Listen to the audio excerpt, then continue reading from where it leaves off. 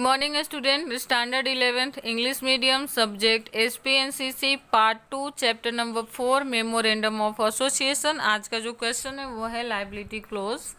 On the basis of a kind of liability the company can classify into 3 classes. Company की जो liabilities होती है उसको हम 3 डिफरेंट टाइप्स में क्लेरिफाई कर सकते हैं, डिस्ट्रीब्यूट कर सकते हैं।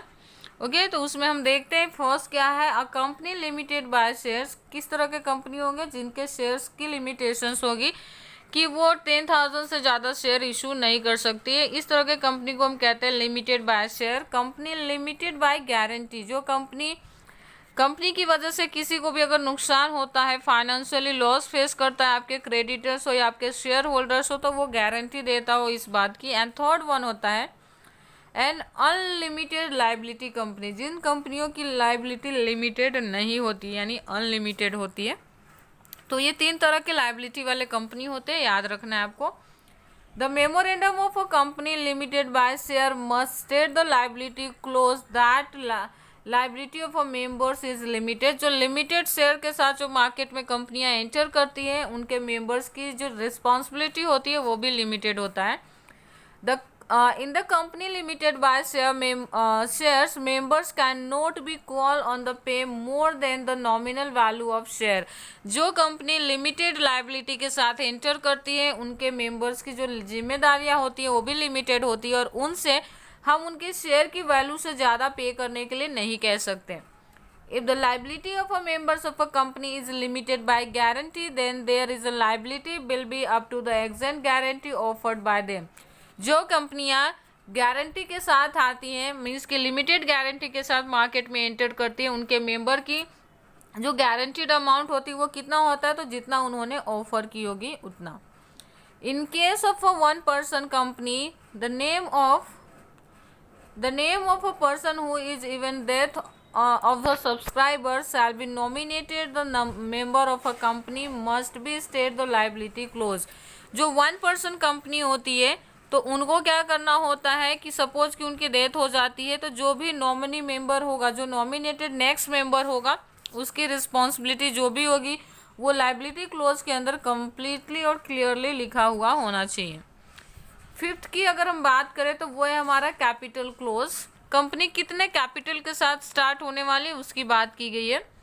The capital close is the compulsory only in the case of a limited company. ये कैपिटल क्लोज किसके लिए बनाना जरूरी है, तो याद रखना है कि ये सिर्फ किस कंपनी के लिए इम्पोर्टेंट है या होना चाहिए, तो वो है लिमिटेड कंपनी के लिए। ठीक है, the company limited bye share must state it's capital close, the amount of a capital, the number of shares into which divided and the amount of each share. Okay, जो company limited by shares है उनको अपने capital close में capital की amount, number of shares and एक share की जो value है वो कितनी रहेगी ये भी बताना ज़रूरी होता है।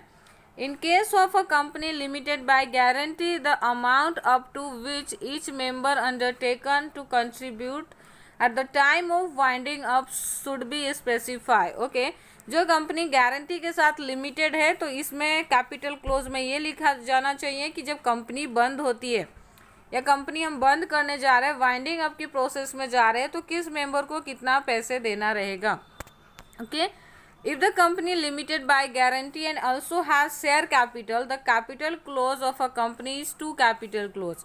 कोई कंपनी जो लिमिटेड बाय गारंटी है और शेयर कैपिटल भी है उनके पास, तो उनके लिए 2 क्लोज इंपॉर्टेंट है। पहला, one relation to the guarantee, पहला किससे रिलेटेड होगा, गारंटी के साथ, and second another relating to the share capital, और सेकेंड वन किससे होगा, शेयर कैपिटल से। Okay, in case of a 1% company, अगर एक ही पर्सन का कंपनी है, क्योंकि ये 2000 जो हमारा 2013 कंपनी एक्ट था उसके अकॉर्डिंग है ना, जो थर्ड कंपनी भी स्टार्ट कर सकते हैं जिसको हम कहते हैं 1% कंपनी।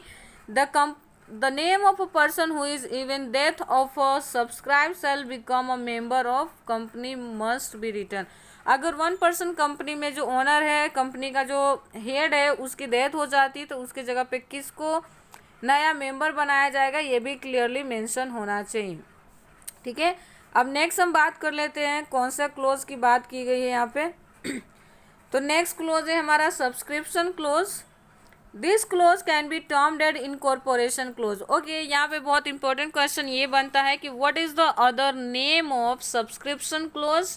ओके, या फिर ऐसा भी क्वेश्चन पूछ सकते हैं which of the following is not the name of subscription clause. Okay, तो ये दो क्वेश्चंस आपको याद रखना है। सब्सक्रिप्शन क्लोज को हम और क्या क्या कहते हैं, तो incorporation close, association close and signature close, ये चारों नाम एक ही का है, तो आपको याद रखना है। इसमें से अगर कुछ नया ऐड कर दे और पूछे कि विच of the following is not the other name of subscription close, तो याद रखना है कि कौन सा नहीं है। Okay, a company may formed for any lawful purpose by the signature of minimum 7 and more person where the company is formed public company। जब कोई भी कंपनी किसी लॉफुल पर्पस के लिए यानी कोई मुख्य उद्देश्य के लिए स्टार्ट की जाती है तो वहाँ पे कम से कम 7 लोग या उससे ज़्यादा लोगों की सिग्नेचर मैटर करती है, और इसे हम कहते हैं पब्लिक कंपनी। यानी जिन कंपनियों की स्टार्टिंग एटलीस्ट 7 मेंबर से होता है, कम से कम 7 लोग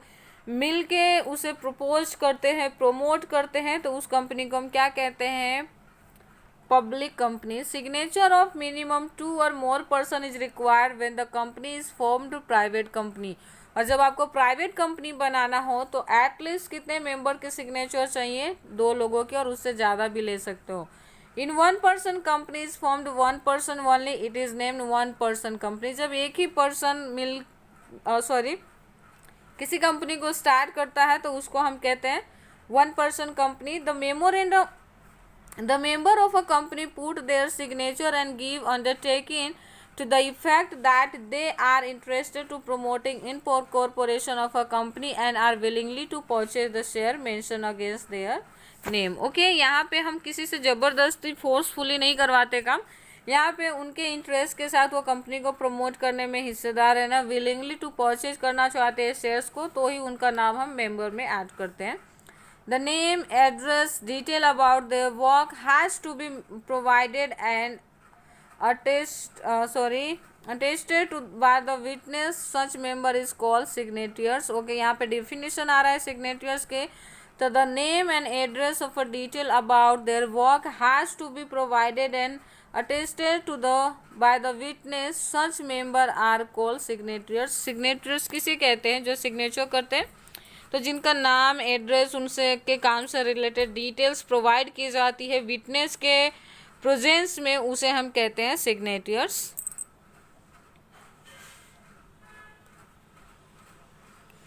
ओके, अब नेक्स्ट यहाँ पे हम देख लेते हैं change in the memorandum of association. Memorandum of association is important, fundamental and basic document of a company which can not be easily change. ये इजिली चेंज नहीं हो सकता, पर चेंज नहीं हो सकता ऐसा नहीं, आसानी से इसमें बदलाव नहीं होता है, ऐसा हम कह सकते हैं।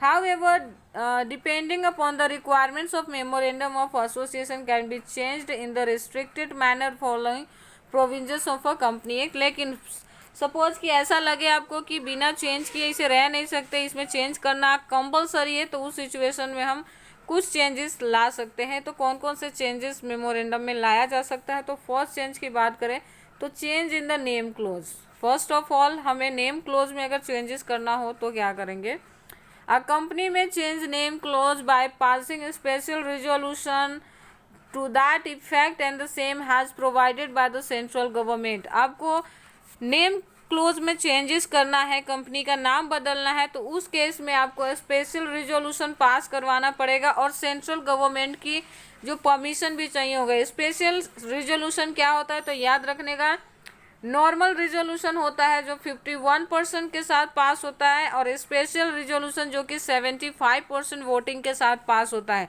अब आपके मन में एक सवाल आ रहा होगा कि इसमें वोट करेगा कौन, तो जो आपके कंपनी के शेयर परचेज करे होंगे, जो आपके शेयर परचेजर होंगे, वो लोग इसमें आपको वोटिंग में पार्टिसिपेट करेंगे। कंपनी के बोर्ड ऑफ डायरेक्टर्स होंगे, कंपनी के जो जितने भी इम्पोर्टेंट मेंबर्स होंगे उनकी मीटिंग बुलाई जाएगी और वहाँ पे इस तरह का रिजोल्यूशन पास करा के नेम क्लोज में चेंजेस किया जाएगा। With in 15 days from the date of such approval, central government and the registrar of a company must be informed by the company about the change of name. अगर जब भी आप resolution pass करा लेते हो meeting में और लोगों का अप्रूवल भी आपको मिल जाता है, तो इस बात की इंफॉर्मेशन 15 दिन के अंदर किसे पहुंच जाने चाहिए? Central government and registrar of a company को।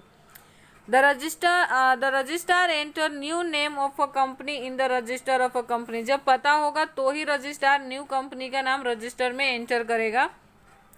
However, no such approval of a central government is necessary when the word private added in the deleted the name of conversion of any one class of a company in another class। जो company के पीछे private word add किया हो उनके लिए central government के permission की ज़रूरत नहीं होती, वो इजीली इसे चेंज कर सकते हैं।